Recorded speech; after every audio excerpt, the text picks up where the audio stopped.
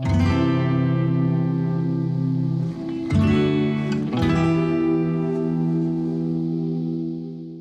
to order right here at 7:01. Yes, would you please call the roll? Mr. Bodie? Present. Mrs. Brandon? Here. Mrs. Palmigano? Mr. Truitt? Here. And Ms. Wassman? Here. Yes, sir. Everybody, please stand for the pledge and a moment of silence immediately after. I pledge allegiance to the flag of the United States of America and to the republic for which it stands, one nation, under God, indivisible, with liberty and justice for all.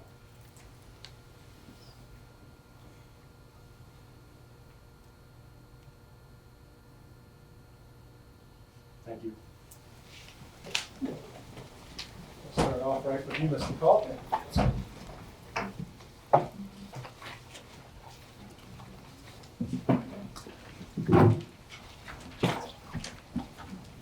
Thank you, Dot.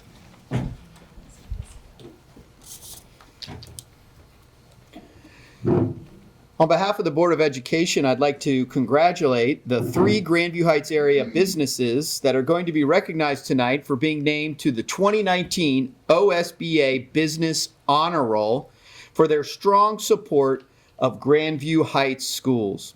The Board of Education, staff, and community also extend their sincere appreciation for all you do for our students. School business partnerships greatly benefit all involved. Local businesses play a crucial role in supporting their communities' schools. Business support is especially important as it adds to our students' overall educational experience and opportunities, whether it be in the classroom, in athletics, or in the performing arts. Just as businesses support their local schools, it is as equally important that our schools and communities support their local merchants and service providers.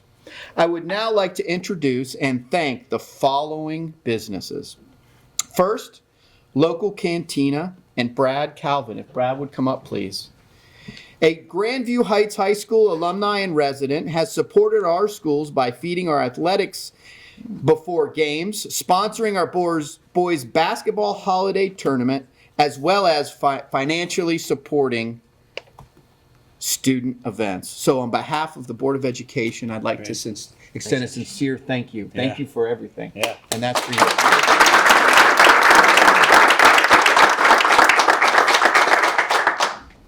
Next, I'd like to thank Pathways Financial Credit Union and Pat Myers, also a resident and former parent, provides incredible support to every Grandview Heights High School student-centered event.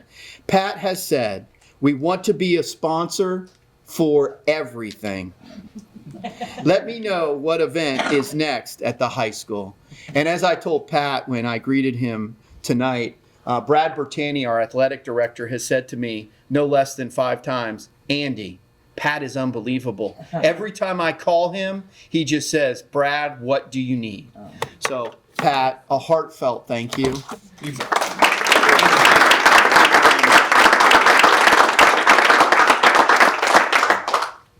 Next, would like to formally Arlington Bank, now First Merchants Bank, and Nicole Kaufman and Amy Gilliland have provided consistent support to our student athletes for many, many years with consistent scoreboard sponsorships. They are always the first to sign up and support at the highest levels. First Merchants Bank has also worked closely with our treasurer's office, providing excellent service. Is someone from Merchants? There you go. Come on up. And you know, I will only add, Beth Collier and I obviously work very closely together. And if Beth has said once how wonderful you are to work with, she's told me 100 times. So, I love working with that too. And Jenny. And Jenny. Don't forget Jenny. Yeah, thank you. Thank you.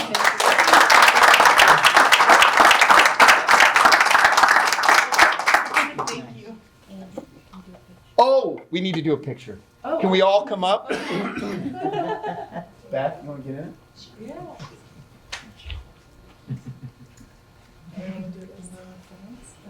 Yes, you guys need to. No, you get in a second. Hey, how are you? Good to see you. Okay, come A little really close. close. Okay, just like really, okay, hold your, up higher. Oh, okay. Yes, so we know who you are. Okay, 1, 2, 3, smile, and again. Thank you. Congratulations. Thank you. And on behalf of the board, we'd like to certainly thank all three businesses. Our association, the Ohio School Board Association, allows us to nominate businesses every year. And we're very fortunate to have such great folks in the Grandview area that support us and are tied to us. Not only the schools, but I think you'll notice all these merchants supporting a lot of events within the community and around the community. So we really appreciate that. With that being said, please don't feel the need to stay around. You're more than welcome. But it's certainly, we put these up front, so we'd love to have you stay, but certainly don't feel any pressure. We understand that you've got other things to get to. So next, I'd like for Gail Johannes to please stand. Thank you. Miss Johannes and her late husband, Bill, and I think it's fair to say we wish he could be here tonight. I do. Who are longtime residents and former parents, wanted to establish a way to give back to the schools and gave their daughter a great education and to celebrate teachers. Right. After much discussion, it was determined that they would create a fund, the Johannes Tyler Teacher of the Year Award, through the Columbus Foundation. The fund is called the Johannes Tyler Fund to acknowledge both their family and Gail's mother. Miss Tyler was also a graduate of Grandview Heights Schools. This funded award is intended to celebrate the District Teacher of the Year who is named each August. This is the third year the award has been given. This year's recipient and Teacher of the Year, seated to my left, is none other than Barb McCauley. So Barb, if you please stand.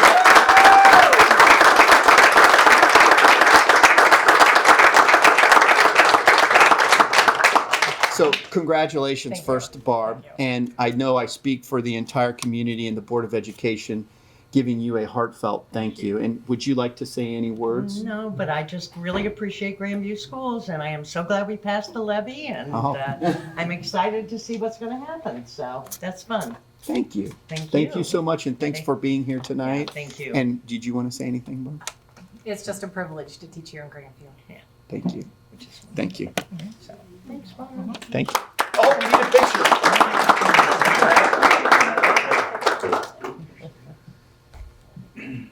Okay. You want me? Yes. I don't have to be in it. No, if you don't that's want me. fine. You're not going to offend me. No. We get coffee on. Yeah, I can Photoshop. 1, 2, 3. Thank you. Thank you. Thanks. Thank you so much. Appreciate it. Very much. Yeah. With that, Steve Turks. We actually have hearing of the public first. I'm sorry. apologize, Steve. Just so we're following the order of the agenda, the board recognizes the value of public comment to school governance. If you wish to address the board, you may approach the podium now or directly before any action item in the agenda. A copy of the board policy on public participation is included in your agenda for your reference. For folks that want to address the board, please state your name and address for the record. Limit comments to 5 minutes or less. Direct statements to the board. Please do not mention students or staff by name, and maintain a reasonable forum. The board will host statements that will not answer questions or engage in discussion at this time. However, myself as board president, Andy Culpa, superintendent, Beth Collier, his treasurer, are willing to meet with any member of the public to answer specific questions or have a deeper discussion. So do we have anybody for public comment at this time? Hi, my name's Jenny Johnson. My son is Max Lauer. Oh, You're welcome to. You can say that, whatever. It's whatever's best for you. I'll just stand right here. I don't need a podium. It's small. Address? Is that what you said? Give me my address. Yes, please. I live at 1282 Ashland Avenue, just a street over. And I just wanted to come today to address some concerns I had with Lego League and the first robotics. So, my main concern is my son is involved in robotics, and a lot of people are very upset because the two mentors who've been doing it for 23 years recently were told that teachers would be taking over for them. It happened very last minute. It happened around the mid-June is when we found out. The current mentor emailed us and let us know that the principal let her know that 3 teachers were going to be taking over for them. I'm here today to be a voice for the kids because nobody asked the kids. The kids are very upset. Half of them at least are not coming back because of this. Their 2 mentors are very, very close. If you don't know about the first program, these kids put in an insane amount of time. They become like a family.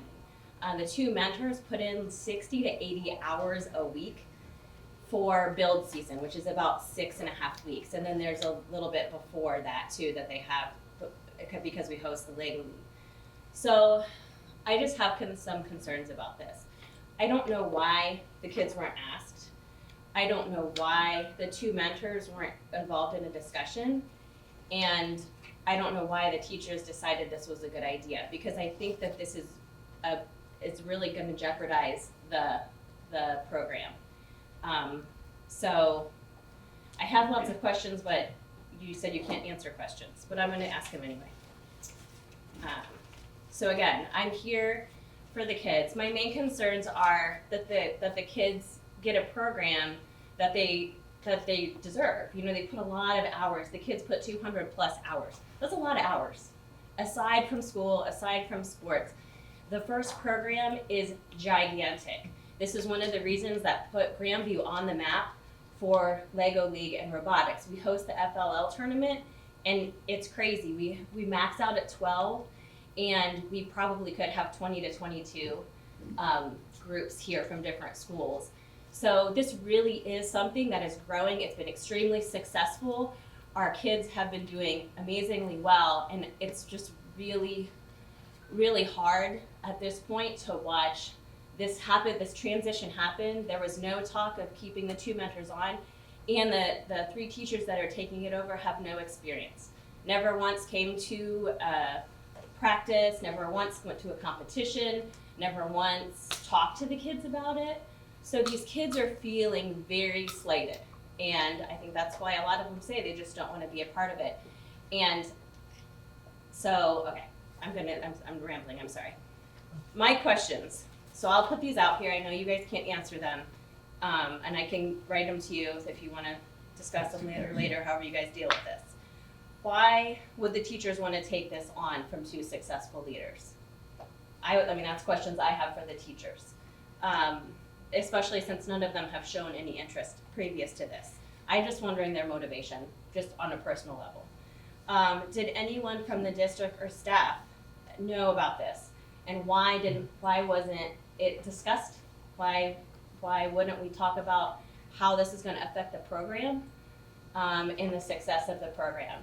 This is an amazing program, and it really needs to keep growing. Grandview has a lot of potential in this area, I think.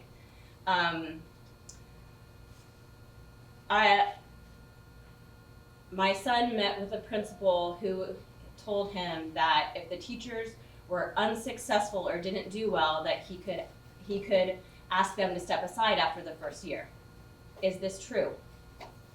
And what's the measure for that? How do they measure being successful at this? So I'm also worried that these teachers may not have any idea of the amount of effort and commitment and time. I mean, 60 to 80 hours a week on top of already teaching. I mean, teaching is a full-time job, and then 60 to 80 hours. So I'm worried about, do they know? Do they really know what they've signed up for? I mean, this is not just a club where you show up and you talk to the kids and then you go home. This is a lot of work, and that's why the kids are scared right now. Let's see, why was the discussion not had with the 2 current members? I already mentioned that. And why was nobody thinking about the kids during all of this? You know, Grandview boasts that we're all about the kids. Nobody asked the kids. The kids were told by a current mentor via email. Why didn't the 3 teachers set a meeting and say, hey, here's what's going on, here's what's gonna happen? So the kids are left, you know, talking amongst themselves, trying to figure out what's going on. So all this has led to this little undercurrent of gossiping of these kids that could have easily been kind of ixnayed in the beginning if it just was a simple conversation. So I am just very let down by this process, and the way it went about was really, really terrible. And I think the kids, because they are so attached to their mentors, they're like second parents to them, they feel really hurt by this. And I'm telling you guys this because I don't know who knows. I don't know how many people know about this. I don't know how many people know that all was going down, because nobody fought for the kids. Nobody really thought about, is this best for the program? To have 3 leaders that have no experience to do this. So I'm just here to let everybody know. Maybe I'm speaking to people who already know, and I'm the only one that didn't know about this until June 16th or June 18th, whenever it was. But I would like to get some questions answered for these kids. So I don't know who I need to talk to, or you guys, if you need, but can somebody let me know? Yeah, if you could leave your contact information, Mr. Paul, we'll be sure and figure out a way to have some further discussion. Yeah, I don't know if anybody else here wants to talk, or if anybody has any questions. Okay, go ahead. I was gonna give you my time. Michael Hughes. I live on Oakland Avenue, across the street and down a few doors. And I understood that one of the 3 teachers was not even aware that they were on the team until 4 days after the fact that they were put on the team. So I was under the impression that this was kind of a backdoor scheme just to get the other 2 people that were the other 2 coaches off of the team. So I would like to be reassured that this was all done above board for good reasons. And everything that I have heard still, that this was not done for the benefit of the students. This was done as some sort of a vendetta. And I would like something shown that this was done for the students and not just for the benefit of the teachers, who will be getting $3,570.77 extra in their supplemental contract each. Because if that's the reason, I think this stinks. I want it to be shown that they're doing it for the benefit of the students. And I would let it to be known to the public and not just to each of us separately or individually. I would like to see it be put in the newspaper why this happened and just how it became out. Thank you. Any other? Yes, my name's Tracy Garrett and I live on Oakland Avenue too. My nephew has been in robotics for 4 years, 5 years now. He was devastated. I'm devastated. You got 3 mentors that were there with 23 years experience, one with 26. Weren't even asked to come mentor these people that are taking over, this team that's taken over, that has no experience. The grant money that was given to the team from AEP, is that still coming? And if not, how's it going to be funded? Because it takes a lot of money to run the robotics team. You guys don't have any money for anything because you're building a new building. Where's the $25,000 coming from? Anything else, Perry? What else? I'm forgetting something, I know. I'll have another question. The grant money is probably gone.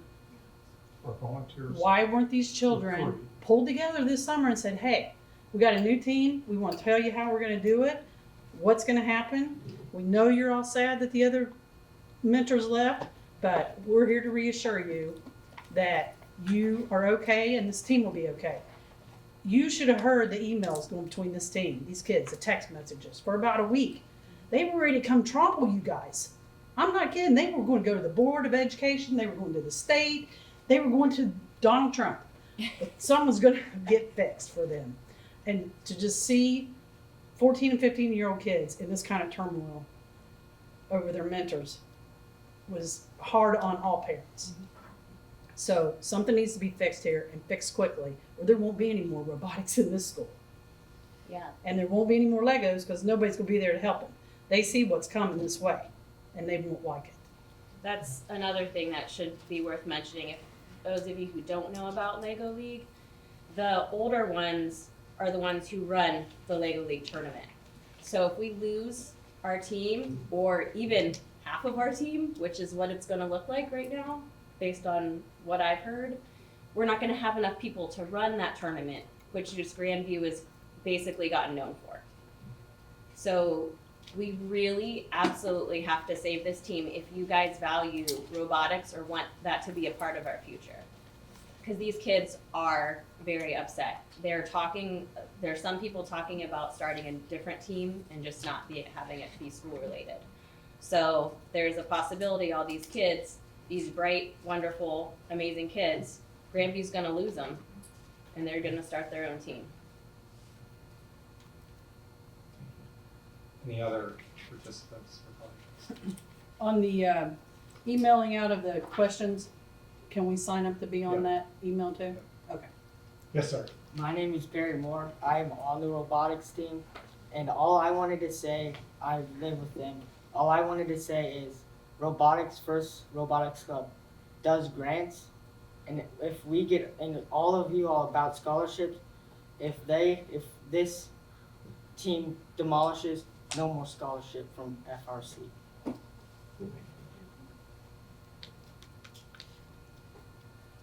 Okay, Mr. Turks?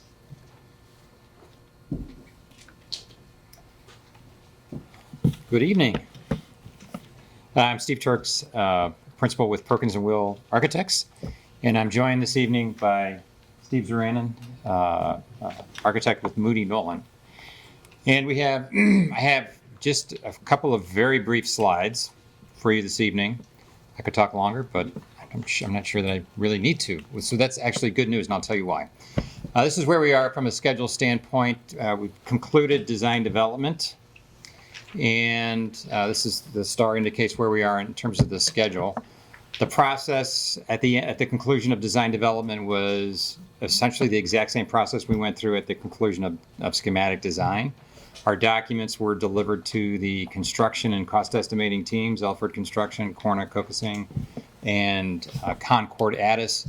Those outfits put together cost estimates. They did a reconciliation process. In other words, each individual entity came to the table with their estimates. They compared notes, compared numbers. Hey, I've got this number. Why do you have that? And then they reconciled those. Some numbers were probably dialed up. Others were probably dialed down based on that conversation. We then got together, the design team got together with the construction folks and the estimators and had a conversation about a number of possibilities to dial the scope back to within the limits of the budget. Fortunately, I'm here to tell you that it was not a long conversation. We were very close to meeting our target. And so I've got just a couple of slides to share with you the value engineering items that we did talk about. There was a longer list that we talked about. There was just a few that through the conversation were deemed to be ones that should move forward and be accepted. So this is a plan of the basement of the building, and the reason I show you that is one of the items on the list was to use what are called aluminum feeders. That's part of the electrical system. These are some essentially wires that would be made out of aluminum instead of copper. They're in very select locations. This was thoroughly reviewed with the electrical engineer. It's not uncommon at all to do this. It was seemed a very reasonable thing to accept. Doesn't infringe or impact any kind of program or the way the building will function or maintenance. And then just one other very quick slide. We did have in our documents between the roof trusses an acoustical panel material, and we removed that as a value engineering item, and instead of doing that, we are using or suggesting to be used something that's called acoustical deck. Above those steel trusses, there is a corrugated metal deck, which is very typical construction. That metal deck would have little holes in it that you may or may not be able to see, depending on how good your eyesight is if you're standing on the gym floor. But it serves much the same purpose as the material that was removed. Frankly, this is less maintenance for the district. You still get good acoustical value out of that acoustical deck. The documents, so that was it saved about $160,000 to do that. The third and frankly final item is to we have some acoustical panels on the walls shown on the documents. They will still be on the documents. They were moved into an alternate column, which only means that the contractors pricing that will give you a distinct price on that, and the district can decide whether or not you choose to install those. If you choose to install acoustical panels on those walls later, it's a very easy add, depending on how you feel. If you decide not to install them, how you feel about how the room is performing acoustically, you can always go back and add those later. But this strategy gives the Board of Education a distinct price on those panels. And so they will be bid as what's called an add alternate, which means the base contract documents would not include that price. It would be a standalone distinct price. That is the summation of the items. We had mentioned when we had this similar meeting at schematic design, that's very common for the list of items when we get to this second phase design development to be far shorter, because we've gone through a value engineering and vetting process in the schematic design phase and made some adjustments in scope to align with budget. That the good news is that turned out to be true with the design development phase. So I'm very happy to say that, as was very similar message in the schematic design phase, really zero impact on program, zero impact on square footage or the functioning of the building. And if you've got any questions, I'm more than happy to answer them. Well, I'd say is from the core team perspective, where we went through these lists for a couple hours, program and function are important, but we also had zero impact on quality of materials. Yeah, that's right. I think looking at why we did all this and the deferred maintenance issues we had, I'm always having these fears that all of a sudden our flooring becomes lower quality. Right. And so I feel like we still have a very high quality, good cost of ownership, finished materials, and mechanical systems and roofs, where we are. Yeah. So I mean, to that, I would say, kudos to Doug Addis and his group for helping you through the budgeting process during referendum, because you put in place very sound budgets for this project. So that doesn't always happen, by the way, in my experience. So, any questions? And I will say, I think a lot of that credit goes to all those community members that served on the financial Absolutely. Committee, because a lot of the questions that Doug did the legwork on was based on some inquiries that they had. That quite frankly, they're working out with us. Any questions from the board for Steve? Okay, thank you. Okay, thank you. It's an easy one for you.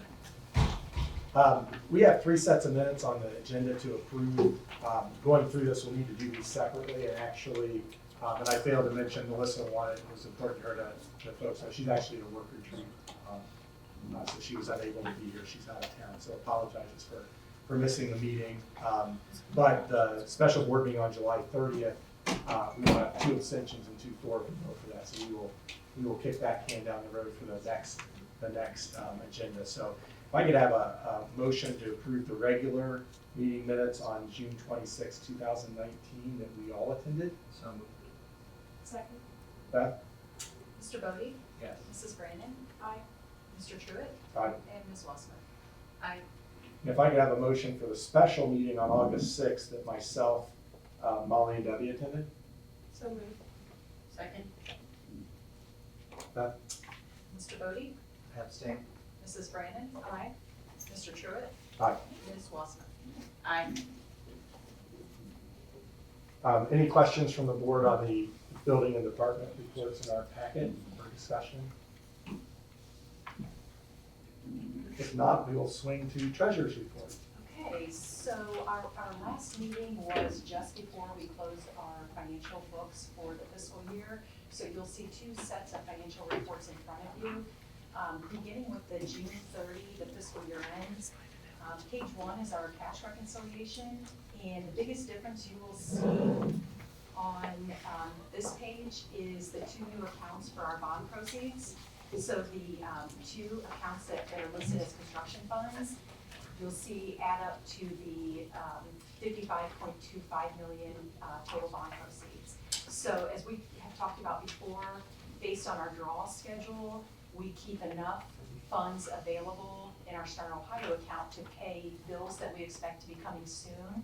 And the excess funds, we invest in that US Bank construction fund. So that is the explanation on why there are two accounts. And we will be closely monitoring that draw schedule throughout the project and investing any excess funds to maximize our interest earnings there. So our overall fund balance, and this is all funds, and of course with the new bond proceeds that drastically increased, was $70,144,648.82. And there's one new report that I included this month. I included in the electronic copy, but I generally don't print it. And it's the last 4 pages of this packet. And just to give you kind of an overall understanding of how this bank reconciliation kind of ties back to the reports, this is what's called a financial summary report. So this lists every single fund that is on our books. So you can see our general fund listed first, and it goes through all of our grant funds, our student activity, athletic funds, and so on. And if you go to the very last page of that, under the current fund balance column, you'll see that same $70,144,648.82. So this report really gives a breakdown of exactly how that total cash balance on page 1 is distributed between all of our accounts. So moving back to page 2, this is a history comparison of just our general fund. So again, looking at that financial summary, it would just be the very first, the general fund, and those extra couple cost centers that I'll talk about here shortly. So again, this is our fiscal year end, so this is how we finished our year. Looking at the revenue, a couple things I wanted to point out. The taxes for the year were about 12.6 million. And one thing that I just wanted to remind each of you was that this is the year that our TIF parcels got reclassified after about 3 years of pending. So what that meant is a little over 1.2 million in refunds were issued. So taxes in fiscal year 19, were significantly less, but that's because they were recouping those taxes that they've been paying to us for the past 3 years that were overstated. The Grandview yard revenue, just one thing to keep in mind there, one half of our fiscal year was under the new school compensation agreement. The 2.3 million represents the total fiscal year. Half of the fiscal year was the new settlement, half was under the old settlement. Our overall general fund cash balance at June 30th, $8,075,830. And a couple things that I wanted to point out below that number, towards the bottom of the page, you'll see the TIF revenue reserved for debt service. This was the resolution that our board passed at the June meeting, I believe it was, to set that money aside and earmark it for debt service. So, and then the other is the budget reserve, and that's by board policy, as all of you know. So flipping back just one more time to that financial summary report, I wanted to point out where those funds show up that are set aside. So if you go to page 1, you'll see our normal general fund, and then right below that says general fund reserve for budget stabilization. And that is where that $915,000 is set aside. And then if you go down 2 more rows, you'll see that general fund TIF revenue for bond retirement. So again, that is the Grandview yard money that our board designated to help reduce the millage that we collect from residents. So the $1,547,000, we transferred it out of that normal general fund into this special cost center, so it's segregated from our operating dollars. So that just gives you a little bit of an idea how that looks on the financial system. So then, to kind of wrap up here, the general fund budget to actual comparison I've included. And again, this is the full year. You can see our revenue was just a little bit below what we projected.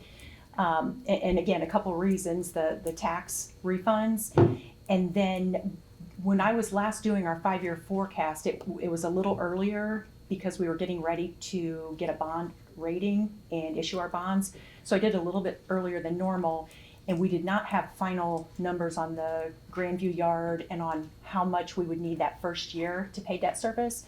So those two numbers, in our budget, were estimates, and those were based on a full year. Those numbers were really calendar year, not fiscal year. So those couple line items, there's a little bit of a variance for that reason. So moving forward, now that those numbers are completely finalized, we'll know exactly what those should be moving forward. At the very bottom, the other thing I wanted to point out was that each year we look at what that budget reserve should be once we finish the year. And so the new budget reserve at the very bottom shows $943,708. So there is a recommendation to transfer an additional amount of money into that budget reserve to get to that where we should be, that 5%. Okay. Yeah. Sorry, Yeah, question. sure. So as I recall your presentations before, and you had told us, well in advance that there were these timing considerations about the property tax and it was being over-collected, and we knew that there was going to be a reconciliation around that. So I think none of that comes as a surprise. I thought there was also an offsetting expectation.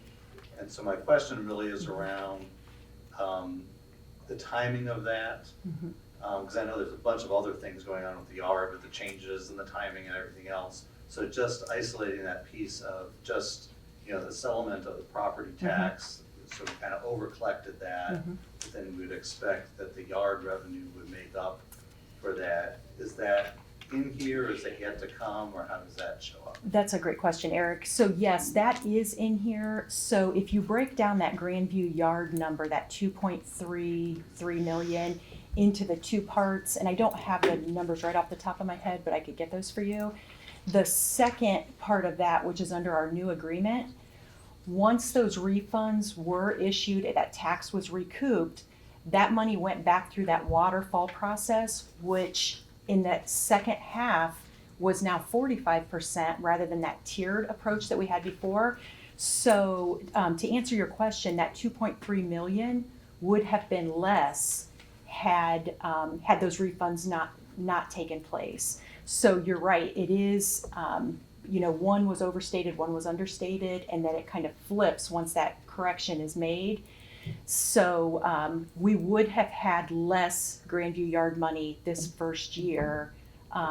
So really comparing the initial Grandview yard waterfall calculation with the revised, had those parcels not been pending for so long, we technically would have got a little less money had that money gone through the original waterfall for 3 years versus building up for 3 years and then running through the new calculation.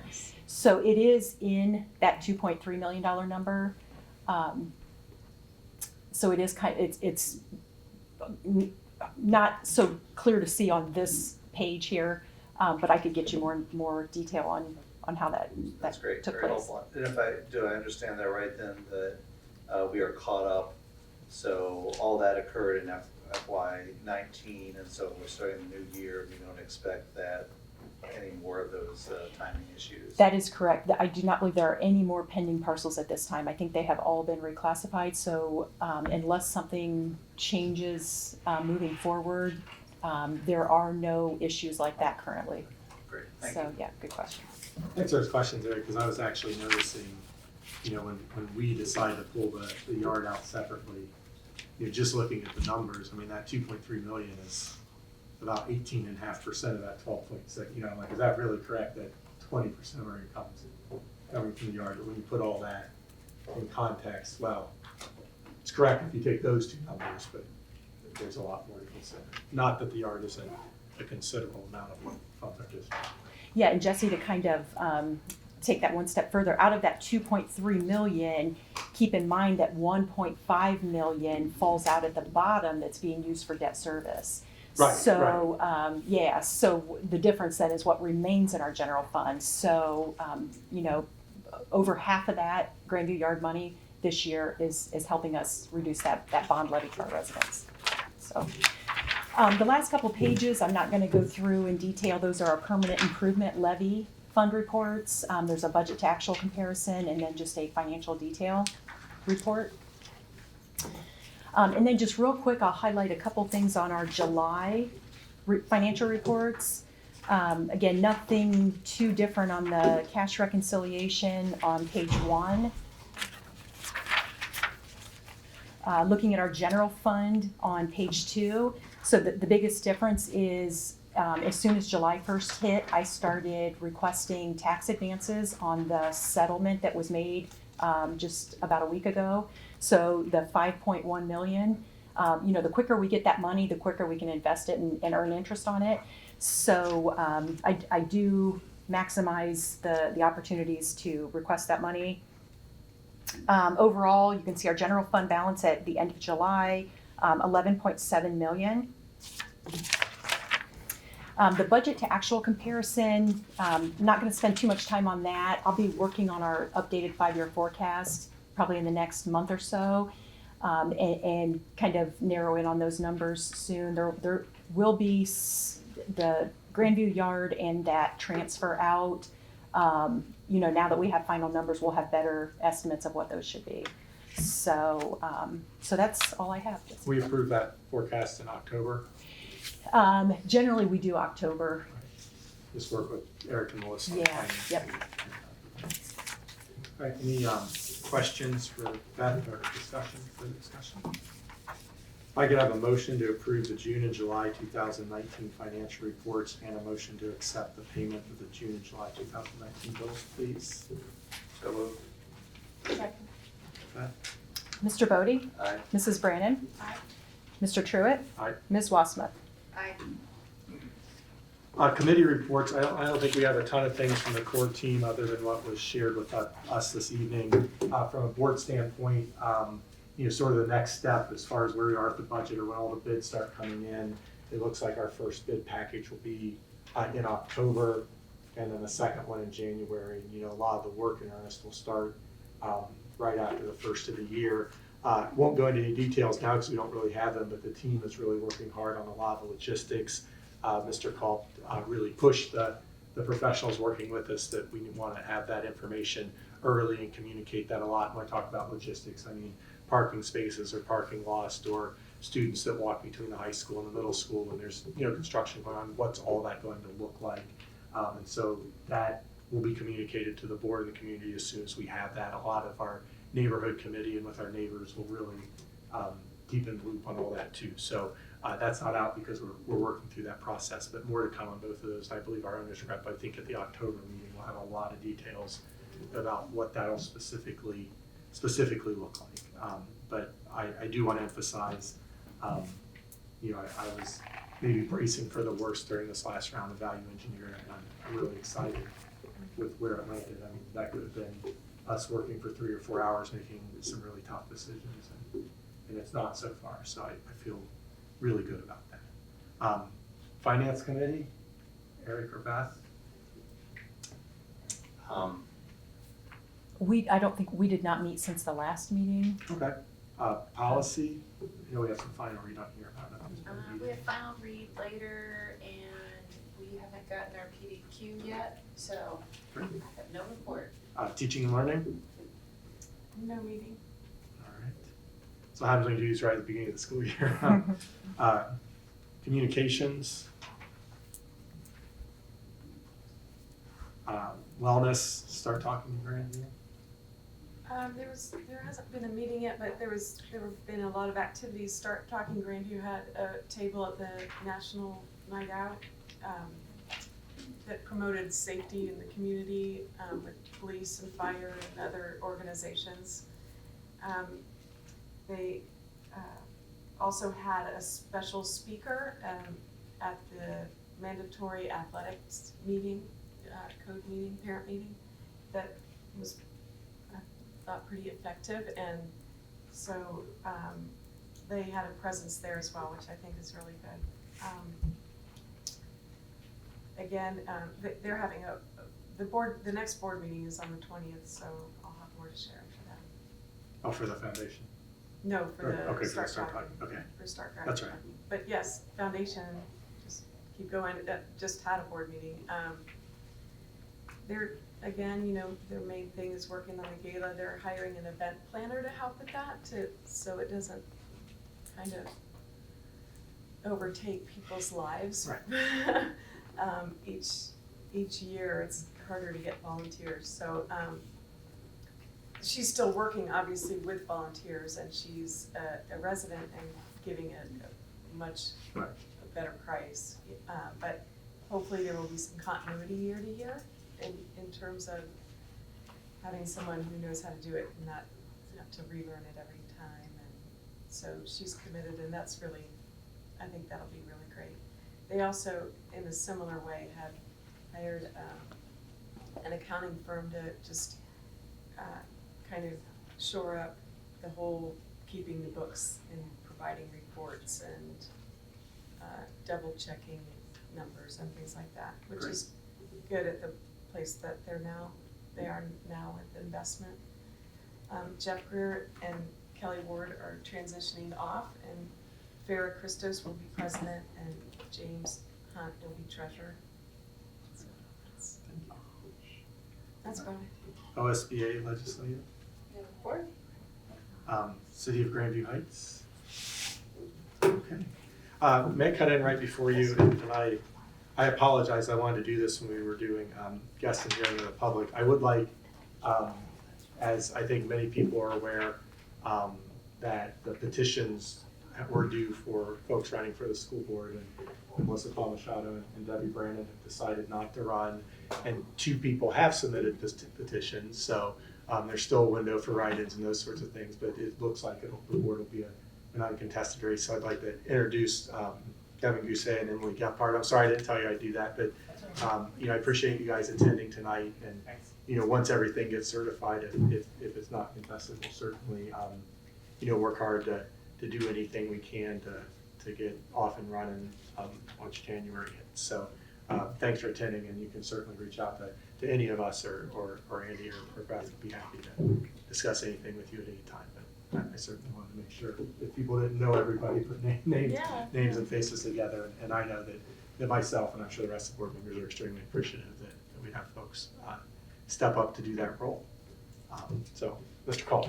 Well, first, I want to just begin by saying today was the first day that we had students in the building, and it certainly brought about really positive energy. And someone who works year-round, when the kids return, it is an appreciable difference, and it just brings a smile to certainly my face and so many others. And it was just a wonderful day. I was able to visit just about every classroom throughout the district today and fill my cup, so it was really great.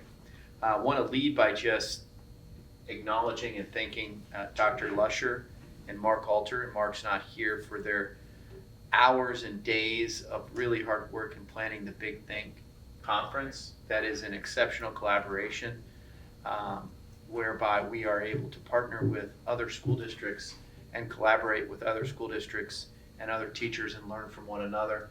Not only learn from them, but for us to present and spotlight some of the great things happening in Grandview. This year, we had Kate Fagan, the author of What Made Maddie Run, speak about mental health, and she did an exceptional job. And I think it also fair to say that Inky Johnson, who, if you get a chance, I would, for what it's worth coming from me, suggest you go to YouTube and Google Inky Johnson and watch a couple of his videos, because they are truly remarkable and truly inspiring. And I think it's fair to say that, at least on my behalf, I went in thinking Kate Fagan would steal the show, and I left there probably the biggest Inky Johnson fan of anyone. He was truly remarkable, inspirational, and his message is one that is very powerful. So thank you, Dr. Lusher, for all of your tireless work on that also.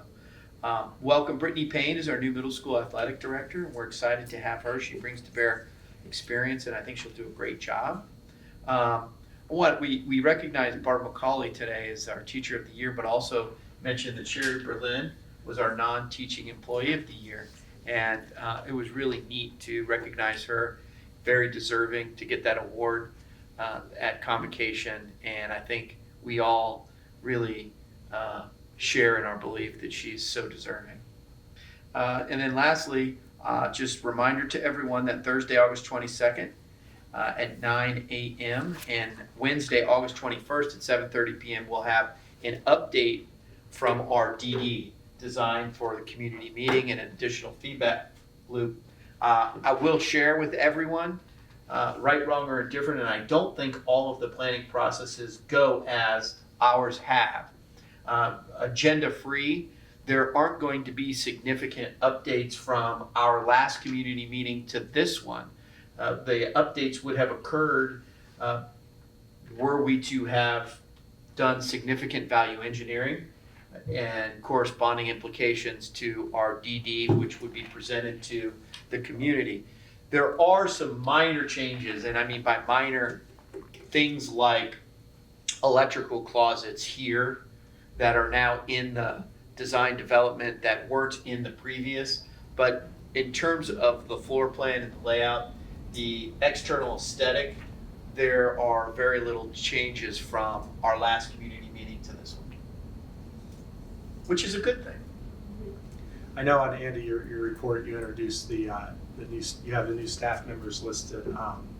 Ben, my second grader, has Olivia Shaw, the second grade teacher, and he came home and said he had the best teacher in Grandview today. So it's a good sign for that hire. He can be that. Yeah. So Dr. Lusher and I mean, and by the way, my hand to God, I had no say over her getting hired whatsoever.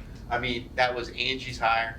But, I mean, you want to start thinking about, this is just an anecdote, starting to feel old when you look at a 22-year-old who went through a school that we worked at and was just a little kid and now is employed. It is remarkable. And classroom looks like that Magnolias. Yeah, her classroom is like exceptional. So she was a great hire. Great hire. Well, Ben was right. So there you go. Before we get into action by the board, Debbie Brandis, she often does, lets me know of things I forget. And as we were talking about our board members and folks, I'd like to say and just thank once again Steve Gladman, who many of you know and was in this week, resigned from council and is really, I think, doing the right thing and concerned about the transition of council and making sure that things move forward. He, along with so many people at the city, but Steve from a very early on has always attended our board meetings and has been an active part in discussions with the city school district collaboration. Has always been very much a straight shooter with the district. And I know you mainly have worked with Melissa and Andy, but the whole board is certainly appreciative and aware of that and certainly do appreciate that. So thank you, Steve, and thank you, Debbie.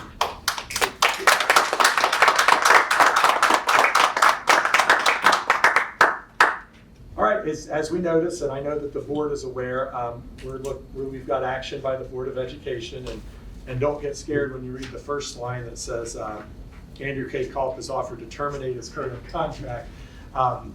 As the board's aware, but just so everyone's aware, one of the main functions of the school board is to hire, evaluate, and support the superintendent and treasurer. You two are really the only employees of the school board directly that we have that responsibility. We take that very seriously.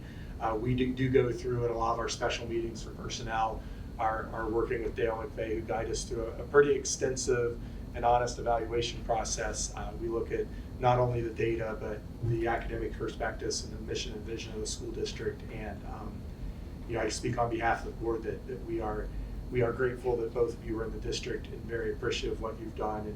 And I know that I think this board also gives you, frank and honest feedback that's part of that evaluation document. And based on that, what you'll see here is that, legally by law, superintendent treasurer can be offered a 5-year contract. And tonight, as action taken by the board, we have offered both Andy and Beth 5-year contracts beginning retroactive August 1st of this year. And so in order to do that all together, accepting the resignation of the current contract to go on to the new one. And I know we all understand that because we've been talking about that and working with our board attorneys on that. But I want to be clear to everybody, your staff and everyone else, that we've done a pretty exhaustive, I think, evaluation process and are excited to offer you this. So with that being said, and we can have certainly more discussion after the motion, if I could have a motion on action from the board, 7A and B, the resolution regarding Superintendent Culp, and resolution regarding Treasurer Collier. So moved. Second. Any further discussion by the board? I just want to, first of all, echo what you said, Jesse, about as my first time through the full evaluation process, just how impressed I was by our whole process and input, and very methodical. Having done various evaluation processes with many people over 25 years of working, it's a model of one, and made somewhat easier by the fact that we had 2 excellent people to evaluate. So I think all of us took it very seriously. Nothing more important than we do to make sure that we have the right leadership, and very confident that we're doing the right thing here. And what I feel is really expressing a vote of confidence in our 2 leaders. Yes. Absolutely. Amen. Looks like you might have the votes. Beth? Mr. Bodie? Aye. Mrs. Brandon? Aye. Mr. Truitt? Aye. Ms. Wasmuth? Aye. Under recommendations from the superintendent, I know that we have a final reading on 3 policies. I believe we discussed these at first reading at our last meeting. Can I have a motion for A1, A through C? So moved. Second. Any discussions or questions from the board? Beth? Mr. Bodie? Aye. Mrs. Brandon? Aye. Mr. Truitt? Aye. Ms. Wasmuth? Aye. Under business and finance, we have 14 items, which includes 12 is the approval of the design development phase, and 11 the value engineering, and then a lot of other contracts that have been in the board packet. So if I could have a motion for B 1 through 14. So moved. Second. I will point out, just because I always like to do this, you look at the donation section 14. I think sometimes we gloss over that as a board, but whether it's a $50 donation or a $27,000 donation, I was impressed not only at the dollar amount, the amount of folks every year. And you'll also notice that donations from the Bobcat Boosters and some of those other organizations are making on here, so we can more accurately reflect what the district's receiving, and frankly honor those folks with each time we vote on that. So, Jesse, I have one Yes, please. just minor clarification. On number 8, the Ohio School Leadership Foundation contract, that should say for superintendent and treasurer evaluation services. Right. Facilitation for evaluation for superintendent and treasurer.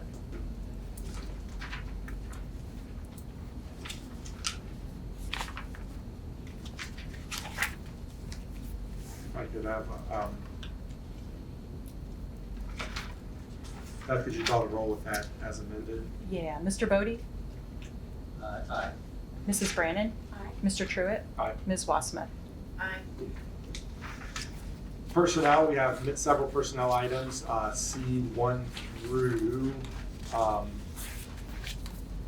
1 through 9, and we typically, we see C1 through 9 for our personnel.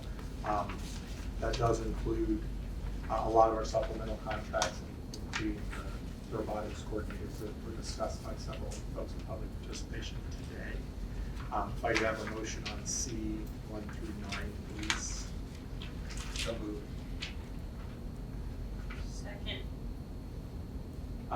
Any questions or discussion? Beth? Mr. Bodie? Aye. Mrs. Brannon? Aye. Mr. Truitt? Aye. Ms. Wassman? Aye.